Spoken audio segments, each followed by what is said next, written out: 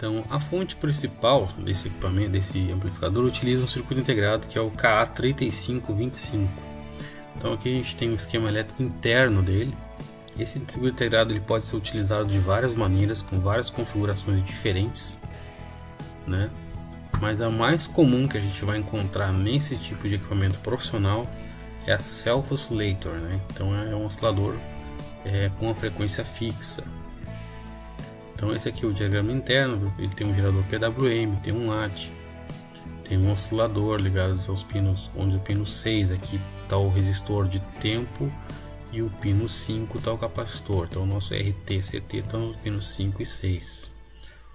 O pino 7 faz a atividade para descarga, o 9 é a compensação, aqui o pino 1, 2 tem um inversor, um amplificador de erro, o capacitor de soft start está ligado ao pino 8, e o shutdown está ligado no pino 10. Isso aqui é muito importante. As saídas é os pinos 11 e 14. Esses pinos trabalham em contrafase, quando um está em nível alto, o outro está em nível baixo, né? E assim sucessivamente. O pino 16 fornece uma tensão de referência. Então no pino 16 desse integrado a gente encontra uma tensão fixa de 5 volts. Essa tensão pode ser utilizada como referência para os demais subcircuitos da fonte, como a gente vai ver em seguida. Aqui então está um circuito básico, né, na configuração self-oscillator, que aqui a gente mais consegue encontrar no mercado aí quando a gente fala de equipamentos profissionais. Então ele tem um capacitor aqui do CT, o resistor no pino RT, o discharge aqui, que é o pino 7, tem um resistor RD e um capacitor CS aqui no pino 8, que é o soft starter, né? Dessa forma vai gerar uma frequência de oscilação que vai fazer o chaveamento aqui, saindo os pulsos no pino 14 e pino 11. Esses pulsos estão geralmente enviados a um transformador de pulsos ou então um drive gate de uma outra forma, como a gente pode ver em outros modelos mais futuramente. Então aqui está a pinagem do componente. Quais são os principais pinos que a gente tem que sempre observar? A alimentação, pino 15 VCC, tensão de referência no pino 16, o capacitor no pino 5 CT, o resistor no pino 6 RT e o pino 10, que é o shutdown, a saída no pino 11 e a saída do pino 14. Vejam que muitos dos outros pinos não são utilizados. Isso depende da configuração de cada fonte. A frequência desse oscilador, desse componente nessa configuração, é dada pela seguinte forma: 1 sobre CT vezes 0,7 vezes RT mais 3 vezes RD. RD é esse capacitor aqui do discharge, né? Apenas como curiosidade. Esse resistor RD, na verdade, é o resistor de dead time. Ele é necessário para que não ocorra o chaveamento simultâneo das duas saídas.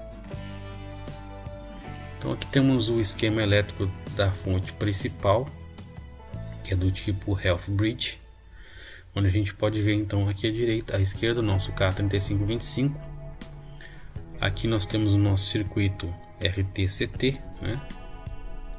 Tá aqui os dois resistores, o capacitor e o capacitor de soft start, que é esse de 10 micro aqui. A alimentação VCC então chega no pino 15 e chega no pino 13, que é uma tensão de 16 volts que vem lá da minha fonte de standby, da fonte flyback que a gente viu. No pino 16 irá sair uma tensão de 5 volts estabilizada, que é uma tensão de referência, que vai ser utilizada para os demais subcircuitos. A saída high side é no pino 14 e a saída no low side seria no pino 11. Neste caso da Behringer, eles optaram por utilizar um transformador de pulso para fazer um drive e isolar o componente dos demais aqui da rede alta, aqui, porque tem tensão muito alta, né? Então esse transformador aqui ele tem um primário e dois secundários que estão em fase oposta. Observem que o diodo aqui está no pino 5.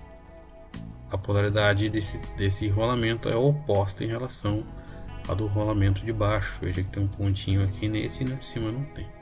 Quer dizer que essas bobinas estão enroladas em sentidos opostos. Então, quando esse está funcionando, eu vou gerar um sinal aqui, uma forma de onda quadrada. E essa forma de onda quadrada vai estar presente nesses secundários, porém de forma defasada em 180 graus, vão estar invertidas, né?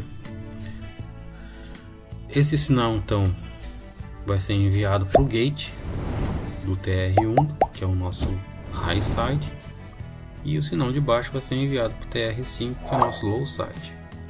O transistor T2 e o transistor T3 fazem a descarga do gate. Então, quando esse sinal inverter, né, no caso quando ele for positivo, como é um transistor PNP, ele não vai estar conduzindo. Mas quando esse sinal for negativo, ele entra em condução, fazendo a descarga para entre o gate e o source, né, a descarga do gate. Isso melhora a questão do dead time e a velocidade de operação do circuito. Os MOSFETs de saída, o low side está conectado ao GND, enquanto que o high side está conectado aos 300 volts da fonte, essa linha aqui, chamada de H6 aqui. A saída de pulso então é em cima do C25, que passa por esse pequeno transformador TR2, que é esse pequeno transformadorzinho aqui, ó, aqui.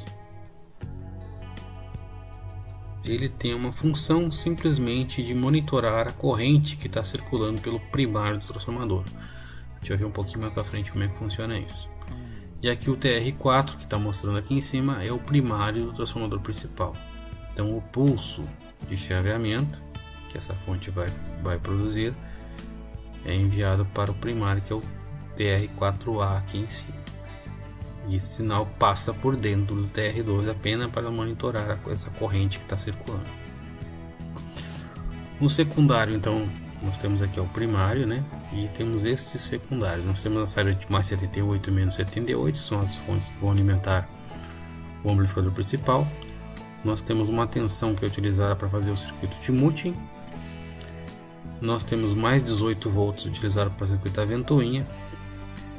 E nós temos o F mais 18, que é uma tensão de 18 volts referenciada no menos B. Então observem que o GND aqui, o negativo do capacitor, não está para a terra, ele está ligado no menos 78, ele está ligado aqui, ó.